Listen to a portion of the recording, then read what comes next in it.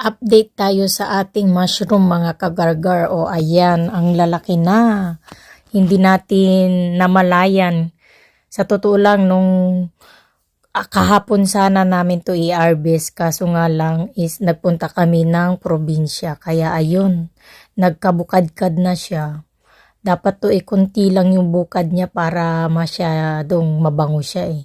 So ito is pagulang na siya, kaya dapat apurahin na natin siyang harvestin at ilagay sa ref para maluto bukas o tsaka yung iba ay ngayon para naman hindi tayo mabulukan. Kasi ang mushroom is madaling mabulok, madali siyang bumukadkad, madali din siyang mamunga.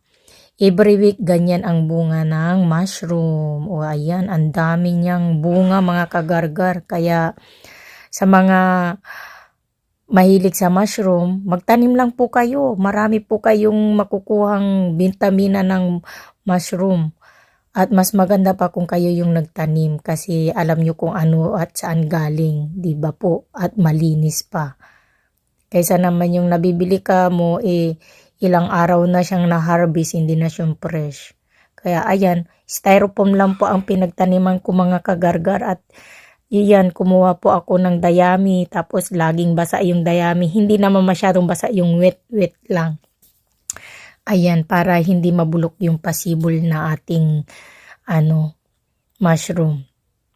So ayan, natutuwa ako kasi ang dami kong na-harvest sobra. Kaya ang gagawin natin dyan, yung kalahati ay igigisa ni Maria ko tapos yung iba ay ilalagay namin sa ref. At tingnan nyo, kadami mga kagargar, nag-i-enjoy talaga ako magkuha.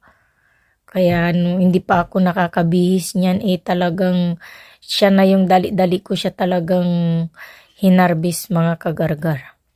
Nakakatuwa din kasi ang dami niyang bunga.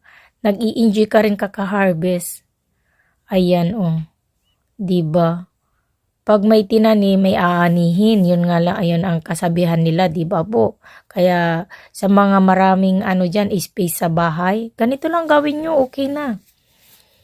Ngayon, mayroon pa akong space sa ref, kaya ilalagay ko sa ref yung iba.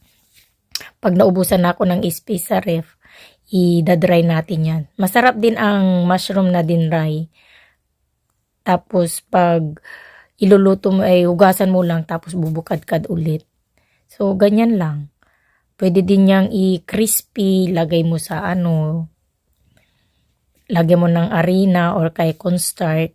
Masarap yan. O kaya pwede mo ring tadtarin